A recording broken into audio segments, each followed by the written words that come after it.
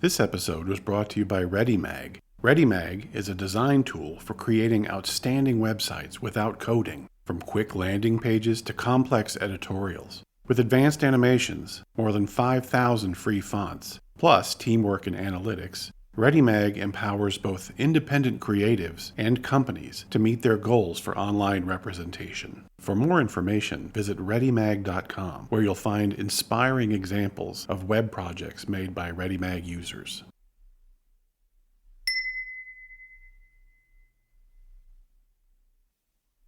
Going to Spin Magazine after GQ was intentional. I took a salary cut, pretty big one. And in terms of prestige, my mother was like, what the fuck is Spin Magazine?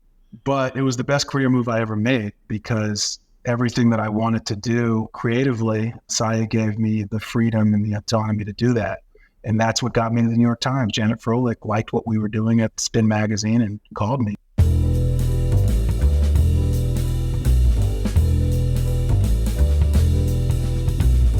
This is Print is Dead, Long Live Print, a podcast about magazines and the people who made and make them.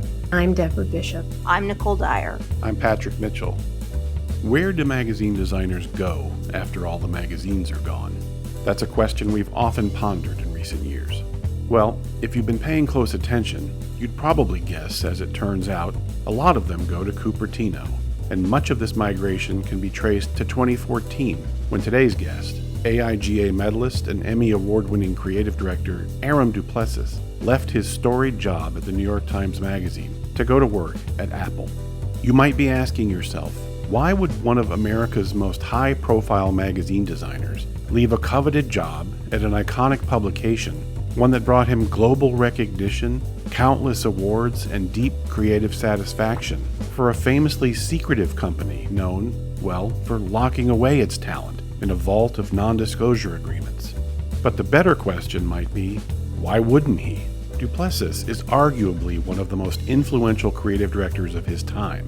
His 10 years of covers for the New York Times Magazine shaped its vision and identity. As creative director at GQ, he helped create the now ubiquitous Gotham family of fonts, and he's blazed the trail for print designers in search of digital futures.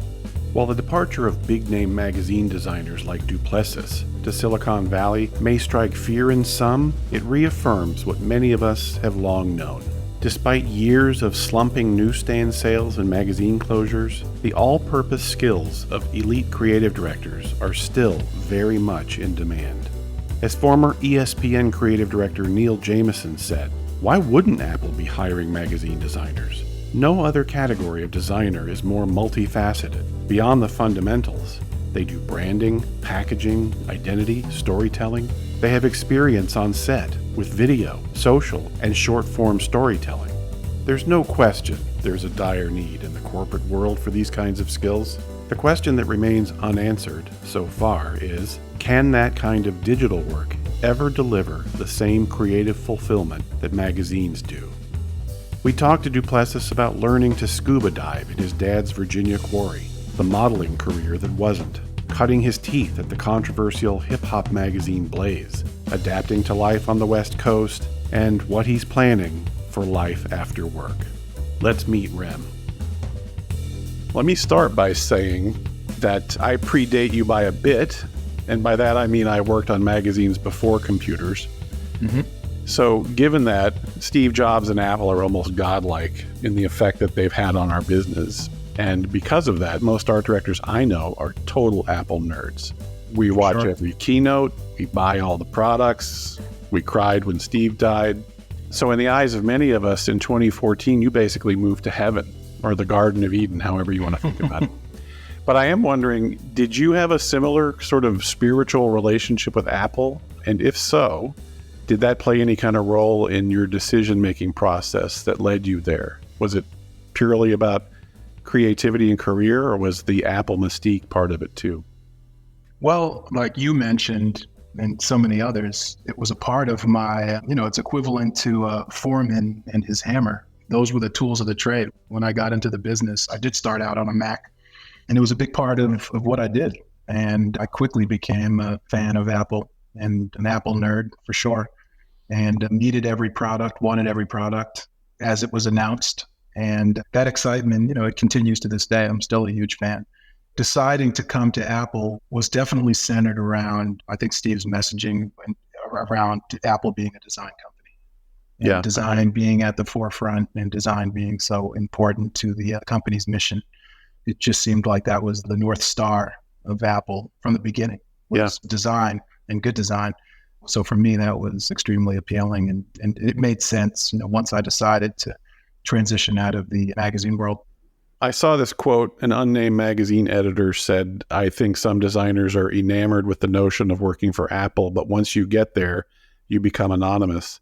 The magazine business is really the only place where designers get credited publicly. Do you miss seeing your name out there, getting credit for all that amazing work? No, I think the thing about magazines in general, and it's not just Apple, it's really magazines, there's a masthead. Yeah. I mean, there's literally a place where you can go and see who the creative director is, who the director of photography is, editor and contributing writers. It's all right there in front of you. There's no other brand, really, no other platform that does that. So I don't miss it. I don't miss getting any credit for the work that I do, because it was definitely a team effort. I hired some really good people.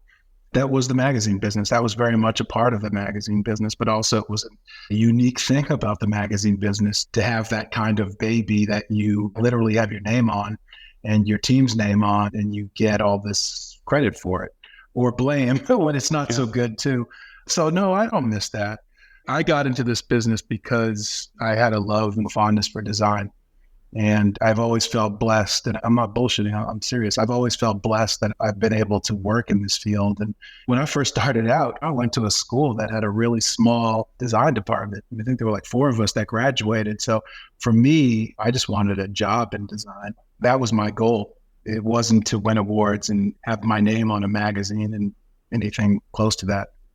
Do you miss those collaborations? Are you able to maintain the collaborations, or is it mostly internal collaborations at this point? No, I'm still able to collaborate with creators from not only internally, but externally too. So I still have that, which is great. I definitely enjoy that part of the job. Apple has come up, and I don't know if you've listened to any of our previous episodes, but it's come up a few times. Everyone's talking about how Apple keeps hiring all these magazine people. Mm-hmm. And I know you can't divulge anything about what goes on there, but what is it about magazine thinking that makes magazine makers so appealing, not just to Apple, but to other sort of non-magazine companies? Looking back on it, and I didn't have this perspective while I was in magazines. It got to a point where I felt in many ways that I was becoming obsolete toward the end, or magazines were becoming obsolete, at least in the way that I kind of came of age with them. So for me, I was nervous about being able to tell my story as a magazine creative to these other brands. I was in magazines my whole career. So I quickly learned that what I perceived as a weakness was actually a real strength, because if you look at the creation of a magazine, when you work for an agency or even a design firm to a certain degree, you're not assigning illustration, you're not working with photographers, you're not working with maybe fine artists, you're not working with writers on projects in the way you do at a magazine. At the New York Times, that happened for me 52 times a year. It was weekly. Yeah. So I was able to collaborate with some of the most amazing people. I was able to get in and refine type and be a design nerd in that way. I was able to articulate art direction and go on sets and lead shoots. It's very rare that you have all of that in one place and still get your hands dirty in design. I was able to do all of that. I still designed magazine covers and feature spreads, even as the lead.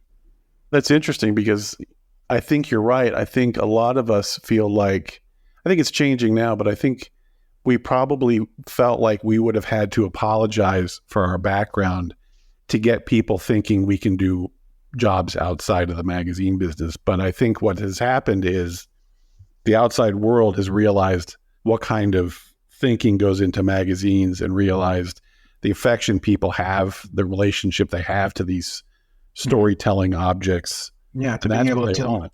Yeah, exactly. To be able to tell narratives. Well, I mean, honestly, what I learned was that it's not like that happened in 2014 when I started at Apple, where all of a sudden there was this kind of epiphany of, hey, magazine people actually do have something to offer. That was just, those were my insecurities. But in reality, coming from the magazine world was a big deal. People wanted to know about it. That was exciting. Most of the people that I work with are from design firms or from agencies. So at the time when I started, there weren't too many magazine people coming into Apple. So people were intrigued by it and they were fascinated by it and they were very respectful of it. What I quickly learned is the amount of work that we do, that we put into a magazine and the collaborations that we have, it really allowed us to be able to tell a really strong narrative. Being able to tell a really strong narrative in what we do, our job is to communicate. So that applies to any brand that you work for outside of the magazine world. If you can tell a strong narrative, if you're really good at telling a story visually and directing that mission, there's a lot of value there. We'll be right back. Your contributions are the lifeblood of this podcast. Here's how you can support us in this work. Number 1, become a sustaining patron by making a monthly donation. Or number 2, make a one-time donation in the amount that works best for you. Visit printisdead.co/support for more information. At the New York Times Magazine, you must have been thinking about digital outputs. So at what point do you stop thinking of yourself as a magazine designer when you're thinking about all of these digital strategies and way to extend the content beyond the printed page? So you must have been doing that already. Yeah, I was. That's when I decided, and I loved it. I mean, I loved being at the New York Times, and I obviously loved being a part of the magazine world, but I was still relatively young at the time. And I just felt like, what does my career look like? I guess at that point, maybe halfway through my career. Do I want to continue doing this and transition into someone who's leading digital work? Because I love the smell of print. I mean, opening up that box of fresh magazines and you smell that, I still love that. But if that's going away, then does it make sense for me in my career to stay in that world versus trying out something new? And then having an opportunity to try out something new at a brand like Apple, at a company like Apple, it just made perfect sense. I've been thinking a lot about the way in which young designers now think about design, given the dramatic shifts, to digital platforms and the decline of magazines, and wondering what jobs they actually aspire to. What would be the pinnacle for a young designer? Would they aspire to work at Rolling Stones or the New York Times Magazine? And does it matter if your design never materializes on paper? I don't know if that matters to them because they really didn't have that option. Coming out of school now in 2022, not too many people are saying, hey, you should go work for Rolling Stone. It's just a different world. But I think there are more opportunities for designers than ever before. There are way more jobs now for designers than there were when I was coming out of school. I mean, I went to Pratt Institute, graduated from there in 1996 for graduate school. And you had choices. You had a design firm, you had an ad agency, or you had magazines for the most part. Of course, there are other things you could do within brands. But that's where most of my contemporaries that I graduated with, they wanted to work for the big design firms. For the most part, that was the big thing, working for Pentagram or big design firm like that. And then if you were in the magazine world, you wanted to go work for Fred and then Rolling Stone. I think now designers have a lot more choices. But in terms of doing the interesting, fun kind of design, I don't know if they're leaning toward many companies in tech. I mean, I think Apple still offers a lot of variety for sure. But other companies, they pretty much are traditionally digital. So designers still probably lean toward, hey, I'm going to go work for this design firm. A lot of younger people now I'm seeing have the entrepreneurial spirit. So they're starting their own agencies right away. I think it just depends on what kind of person you are. I do think, and I do see still a lot of respect and value and aspirations around print for young designers too. They want to do zines. They want to do anything in print. They still think it's cool. They think it's fun, but they just view it in a different way than I did. For me, print was pretty much all we had for the most part versus now it's kind of like vinyl. They think of it as a cool vintage kind of project. Yeah, I was going to say it was a career and now it's a project. And now it's a cool little side project. But if you go work for an ad agency and they have a variety of clients, you're still doing some cool work. If you work for a good agency, they may be doing movie posters, they may be doing things that still involve print, but it's just a broader world now for design. The magazine business is super tough with deadlines and on a weekly, even deadlier. Has moving to the corporate world had a positive effect on your lifestyle? And in what ways? What has the Cali lifestyle meant for you personally? Well, coming from a weekly, 52 times a year. That was pretty brutal. I loved it, but the hours were completely insane. But for the most part, they were predictable because you know what the schedule is, you know what the closing schedule is, and unless the editor changes the cover story at the last minute, which happens, you pretty much know your schedule. Moving to California, I had to change my New York attitude. And I never really had a New York attitude. At least I didn't think I did until I moved to California. And all of a sudden, in New York, people considered me pretty chill. But I moved out here and people are like, hey, you need to relax, man. You're being a little aggressive. So I think California has been good for my patience level. I no longer sit at the grocery store like, come on, hurry up. Why are those fucking tomatoes taking so long to be put into the bag? I don't have that anxiety anymore that I did in New York. But in terms of my hours, it depends on what project I'm on. You know how it is in the creative world. I mean, I think that a lot of times we put those hours on ourselves because we want to reach a certain level of work. So when I'm working late, generally it's because I'm trying to push the envelope. Me and my team, we want to make something great and we're all in on it. But I don't believe in the creative space that there's such thing as a 9 to 5 because we love what we do, Yeah. Or I feel like you should love what you do if you're in this space, because most of my friends that are attorneys or in finance hate what they do. So if you have a job that you hate and you're a creative, I don't think that's a good combination. I think we should all strive to do better because for most people, this is a passion. It's what we do is passion. I mean, I imagine as you're saying that about weekly, you must have deadlines that are now half years, like real long term. No, that's not true. No, not at all. Turnaround is pretty quick. Yeah, I mean, it depends on what you're working on, but it's pretty quick. It's just different because sometimes there's just different components to it. Yeah. The schedule isn't always as predictable as magazines. I remember being at a cocktail party with a guy who was a civil engineer, and he said his projects typically 15 to 20 years. And I was thinking, imagine working on 2 projects your entire life. Yeah. That's crazy. But I mean, it all comes down to what you're used to and what foundation you started with. You got to miss the energy of New York City, though. Oh, of course. Yeah, without question. I definitely miss it. I miss it every time.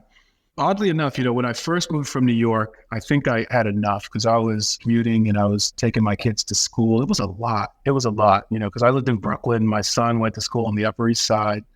We didn't have the train running up the East Side. So it was a pain in the ass. And I remember just being squeezed on the subway every day. And I just felt like a rat. I really felt like a part of the rat race. So when I first moved to California, I didn't miss that at all. I still don't miss the cold. But recently, and I think COVID did this because I was forced to stay away from New York. Once I was able to travel again, I went back to New York City for the first time in I think 2020, like maybe late 2020. Or 21, I can't remember, but there was all of a sudden the nostalgia was there. Like I missed it tremendously. It was just, New York.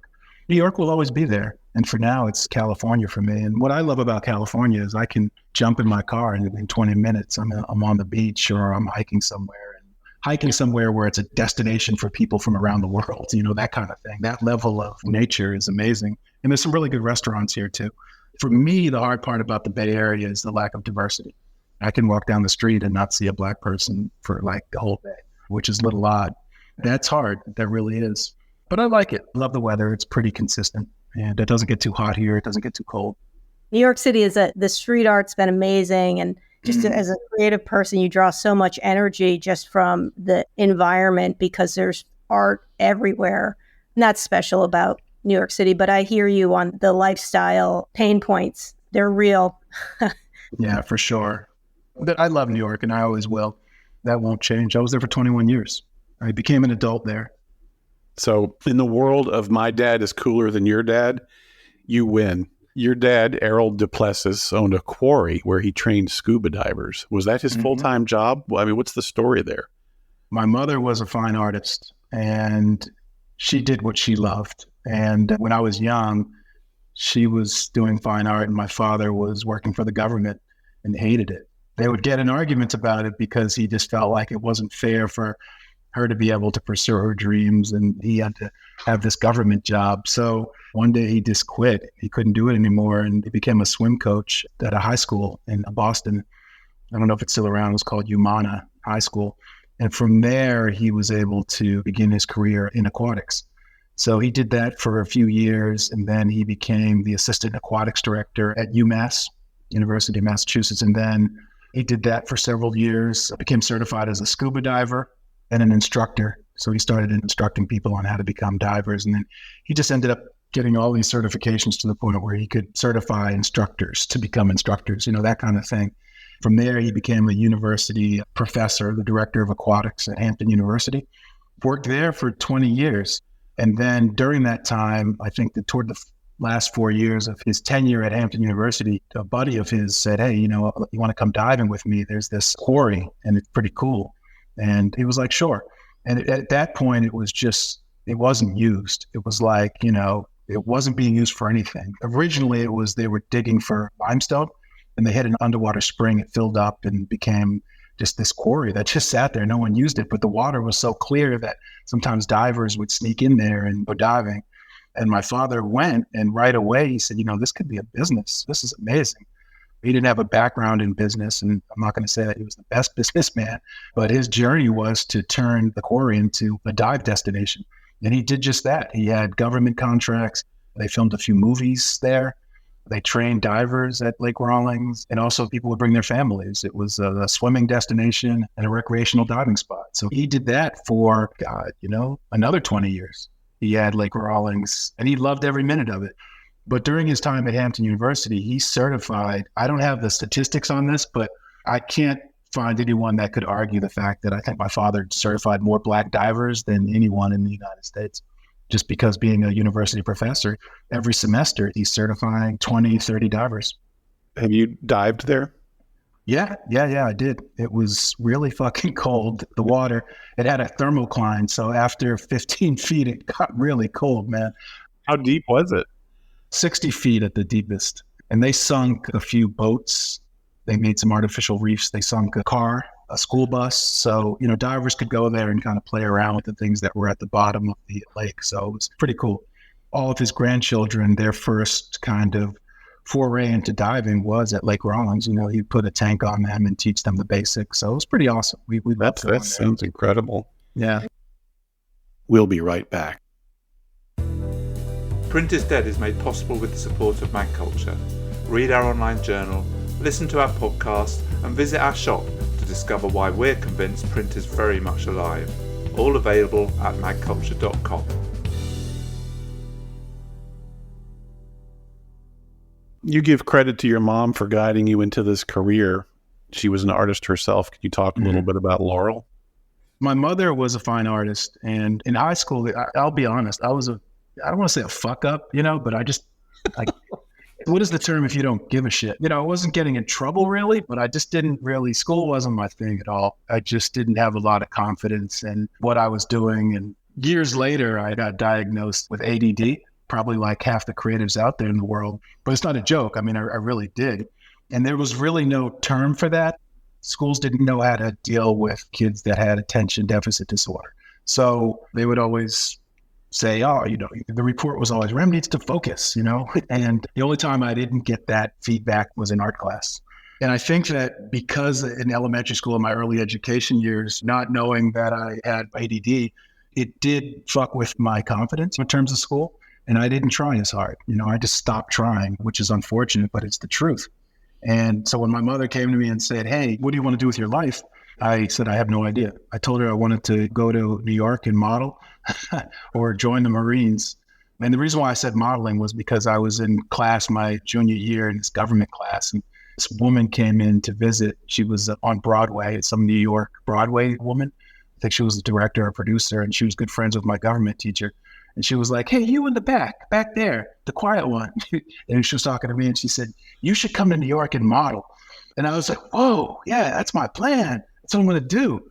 So I told my mother that. She was like, what do you want to do with your life? And I said, I think I'm going to go to New York and model. And she said, well, the hell you are. And then I said, okay, well, I'll probably join the Marines then. And she said, no, you're not doing that either. So then we started going through choices. Choices meaning you have no choice but to go to college. But then choices around what are you going to major in? And she threw out fine art. And I said, I don't want to do that, just because I saw the struggles that she went through as a fine artist. And we talked about architecture. And we had a friend in family that was an architect, and he told me about the projects he worked on. And it wasn't anything what I thought it would be. He's like, when you first start out, you're an apprentice and you're designing a bathroom for the first 5 years. So I definitely didn't want to do that. And then she said, well, what about commercial art? And I said, what's that? And of course, she was referring to graphic design. And the minute she started talking about that, you can design magazines, you can work for an ad agency, you can do movie titling. I was blown away. I was like, really? People do that? There's actually a job for that? So immediately I was like, yeah, that's what I want to study. I want to do that. So it was almost like that day when she described it, it's like the skies opened up, sun started beaming. It really did, because for the first time in my life, I felt like I had a real direction. Did you have any favorite magazines at that time? When I was in high school? No, not really. Because I didn't really understand design, I didn't really look at magazines in that way.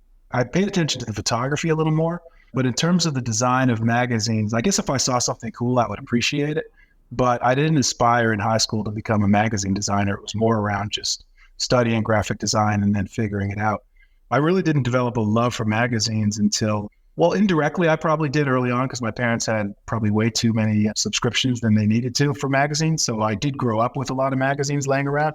But in terms of an appreciation around the design of magazines, it wasn't until, I think, graduate school where Vibe magazine was launched, I think in 1993, with Richard Baker and Gary Kepke.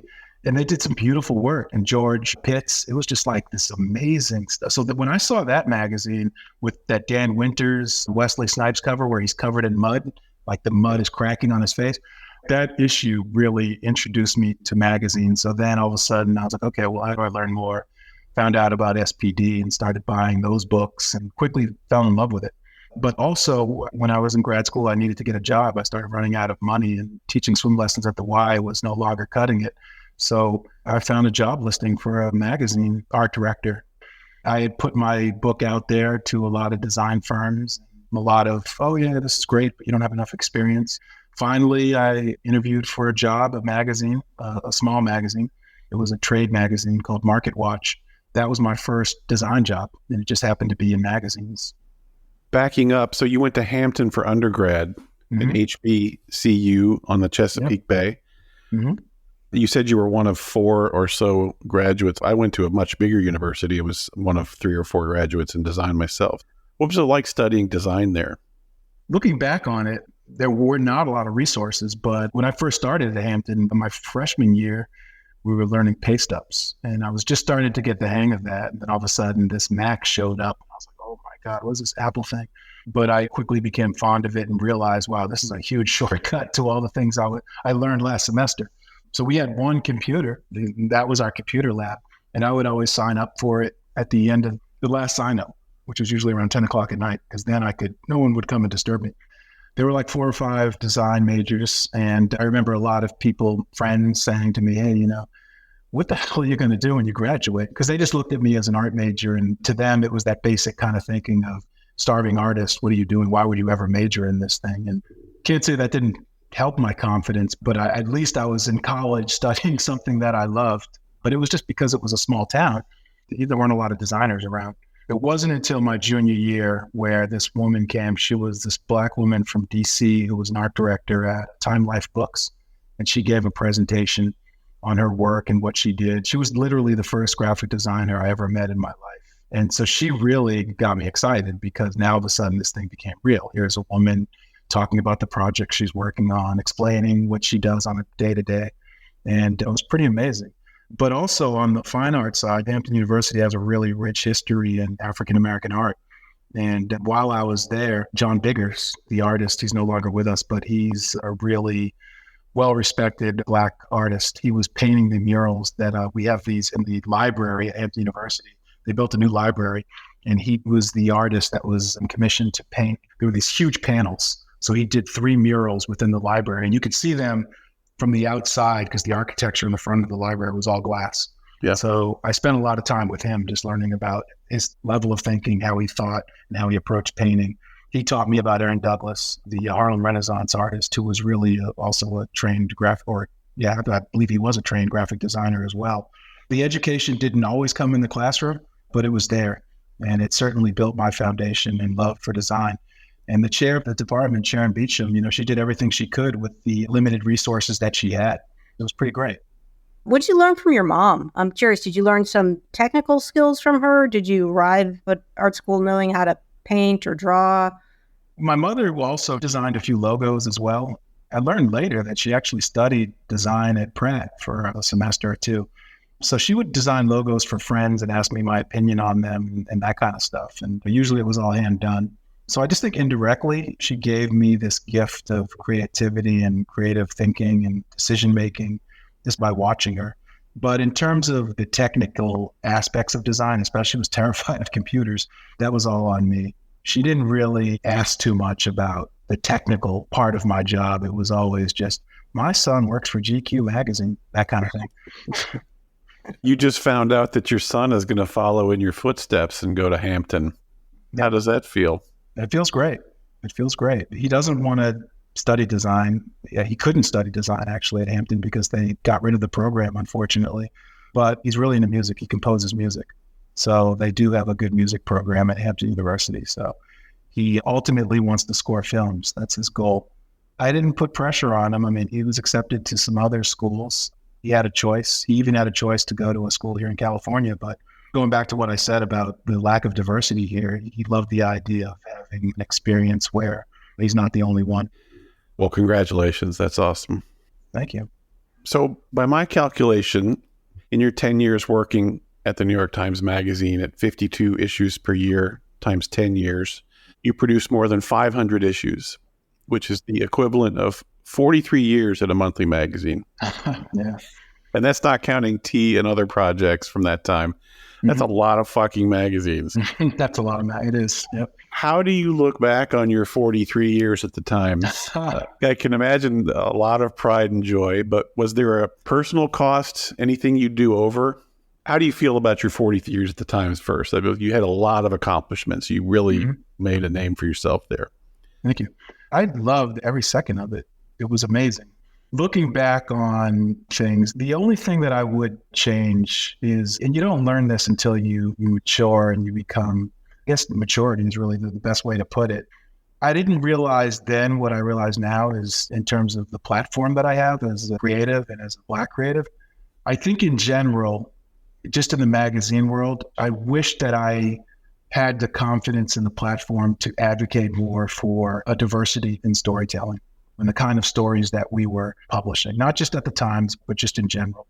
And then also pushing for more representation on the editorial side, more Black editors in senior positions. The New York Times was definitely the most diverse staff I ever worked at.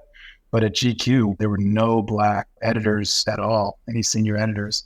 And, I did argue for it because I would say, hey, look, this staff, our team does not represent the reader at all. There were a lot of women readers at GQ and all the editors knew that, but we didn't have a lot of female editors. Of course, Black folks like to, we like to put it on fashion-wise. Black men are fashionable. Let's just say it. And to not have one Black fashion editor at GQ magazine, I wish I had questioned that more. But I was 27 at the time and I was busy. But that's the only thing that I would go back and do. So wait, so you were 27 then, but so you were 25, you worked at Blaze magazine for, I'm not sure how long.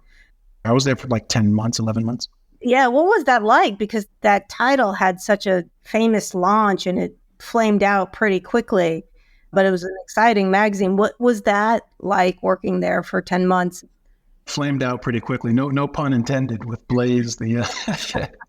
Well, when I got there, I was hired as the design director. It was the first job I ever had as the design lead. Before that, I was at Men's Journal.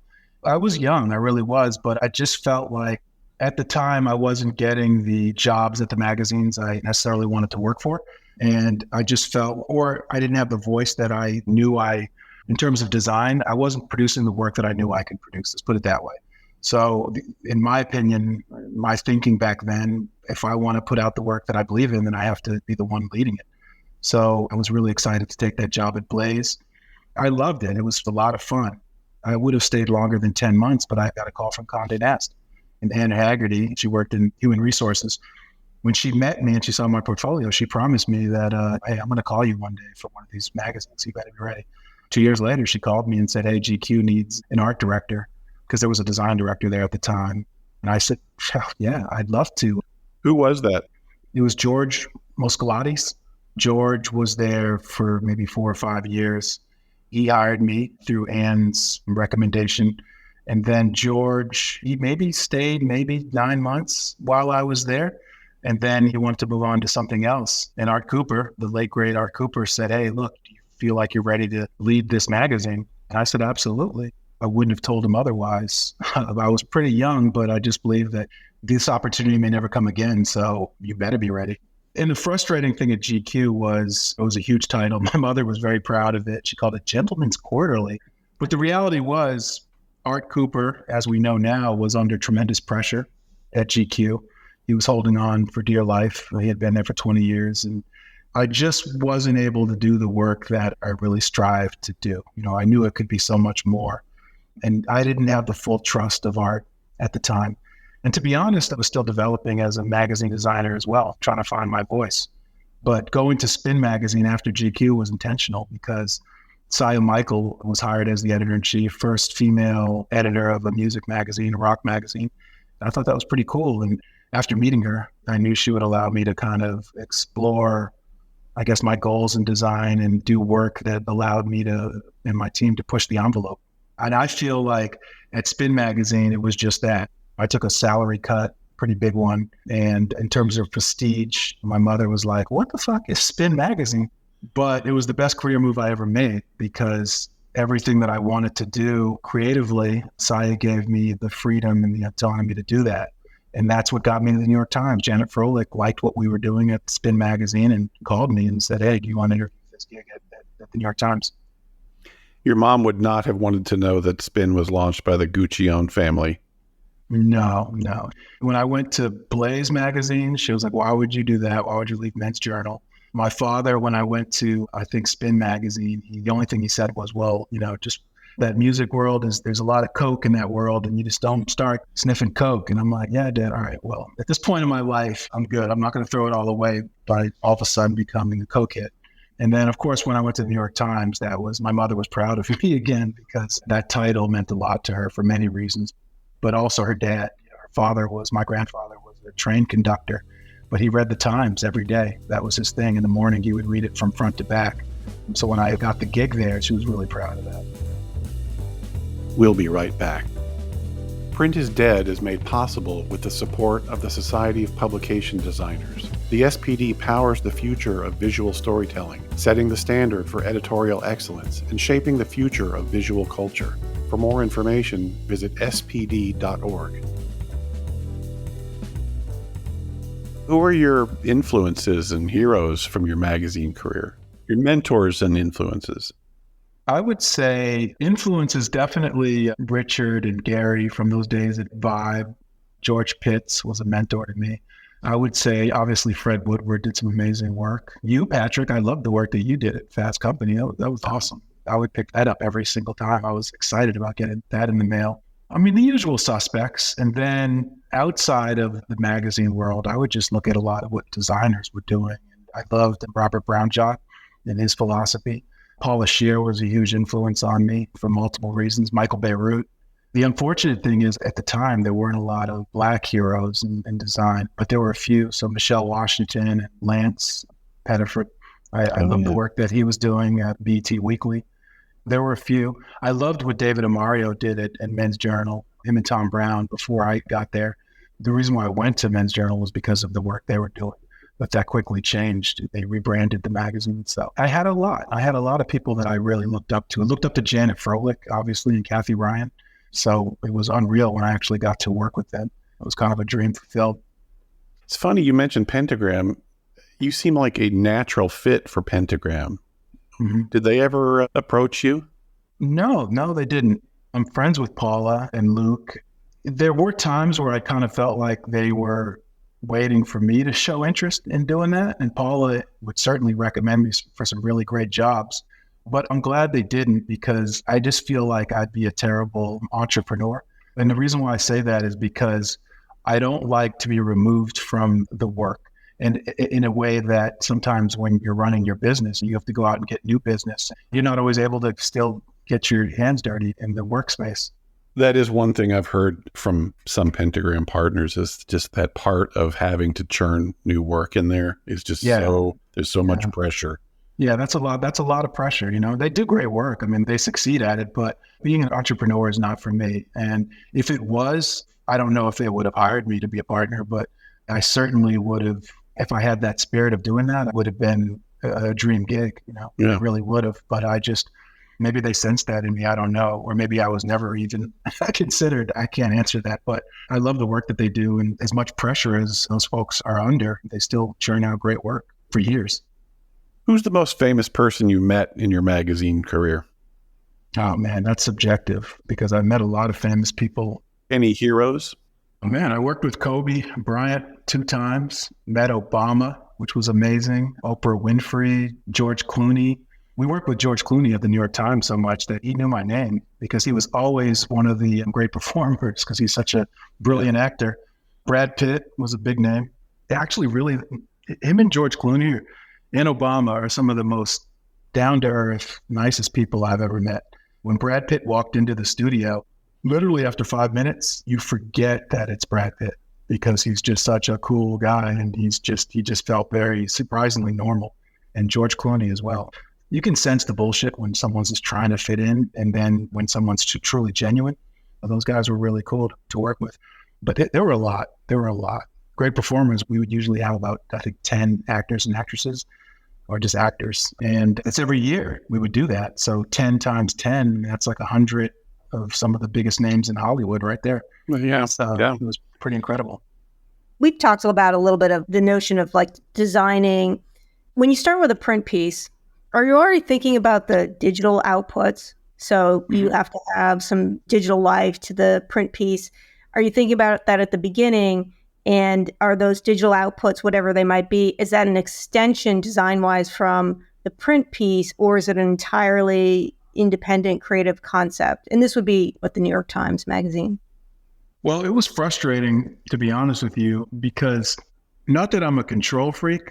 I mean, I guess we all are to a certain degree if we want to put out good work, but I had so much control over the printed part of the magazine that was under my domain and my team's domain. And then you had the interactive part, which was not really my domain. It was almost like, and look, there's some of the best interactive people in the world that work at the New York Times. We all know that, but they didn't always have the bandwidth to do what I wanted them to do. Or sometimes I would want them to do something that they didn't do, but then they would turn around and do something much better than I thought, whatever my idea was.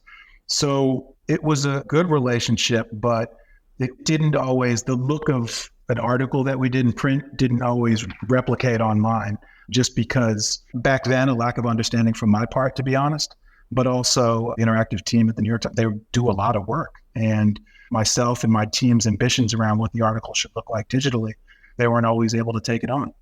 You have to pass the torch because you want to bring the same vibrancy that lives in print that we all know and love, and you want to execute that digitally. And at a certain point, it sounds like you do have to pass the torch and leave those creative decisions to another team. Yeah. And then as things started to develop, because I left in 2014. So, you have to remember these conversations I'm having are 2010 through 2012 with the interactive team. We just didn't have the same capabilities that they have now. So I can't speak for Gail. She's doing amazing work, both on the Gail Bickler, on the print side and the digital side. But I would imagine that the collaboration looks a lot different now than it did back then. Because back then, I think both sides of the table were trying to figure out how to do complicated things. You just didn't have the same platform. You talked about this at the New York Times. You co-produced this Emmy Award-winning video series for the Times with George Clooney, Viola Davis, Brad Pitt. Do you see doing more of that type of work in your future? It's tricky because I'm listed as a producer, but it was really, from me, a creative contribution. But they have all of these rules. So I can't remember why I couldn't be listed as a creative, but I'm listed as a producer. At Apple, I do get to work on a lot of different projects that are really varied. So my creative cup is full there. In terms of going off and producing my own version of that, no, I think Scott did a great job with that. But my aspirations after Apple are more around going back and teaching I want to bring a lot more Black creatives into the world of design, like my mother did for me. I just want to educate at a young age the possibilities of what it looks like as a design career and all the opportunities. That's my goal after corporate America, for sure. Well, you sort of stole one of my questions, because that's actually, Nicole had a great question, but if Apple disappeared tomorrow, what would you want to do for work? What would fulfill you? Definitely being a fine artist. I've started doing some side work on the weekends, drawing and doing some collages, and I love doing it. It's very therapeutic. So if money wasn't an issue, I'd be on my yacht doing artwork. I vote for the teaching. I think a lot of kids still don't know that there are design opportunities, that it's even a job, I think that's still okay. Yeah, no, that would certainly be factored into the students would be on my yacht with me, and we would all just have a great time. But yeah, that will always be a goal. And obviously it has nothing to do with money. It's just more around education. What career advice would you give young Rem coming out of college today?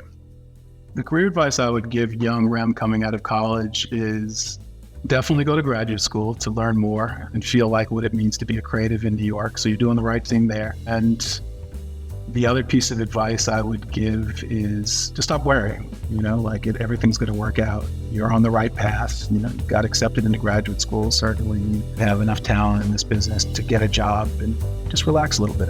Everything's going to be fine. You can keep up with Rem by following him on Instagram at Arem Duplessis. If you'd like to connect more deeply with our guests, be sure to visit our website, where we have complete transcripts of all our interviews, along with portfolios, archival photos, links, and other great information. Visit longliveprint.co/interviews for more. In other news, we've got swag. Yep, you can get Print is Dead merch on our site at longliveprint.co/shop. All purchases go directly to supporting the podcast. Check back often. We're adding new stuff all the time. And finally, make sure you subscribe to our newsletter by using the form on our homepage. It's the best way to stay up to date on all of the Print is Dead news and to receive advance notice on the latest episodes. Print is Dead, Long Live Print is a production of Modus Operandi Design. For more information, visit our website, longliveprint.co. Follow us on social media at PrintIsDeadPod. Please give us a like and a review on your favorite podcast app. It really helps. Thanks very much for listening. Your contributions are the lifeblood of this podcast. Here's how you can support us in this work. Number 1, become a sustaining patron by making a monthly donation. Or number 2, make a one-time donation in the amount that works best for you. Visit printisdead.co/support for more information. Consider switching to digital with ReadyMag, the design tool that helps create websites without coding. ReadyMag's WYSIWYG attitude gives you full control over the result. Just drag whatever you want on the page, customize, and hit publish. Or take more time to fine-tune your project with advanced typography, complex animations, integrated analytics, draggable objects, shadows, custom cursors. The possibilities are endless. The first 50 new users to take promo code PRINTISDEAD get a 50% discount to ReadyMag's studio plan. Learn more at ReadyMag.com.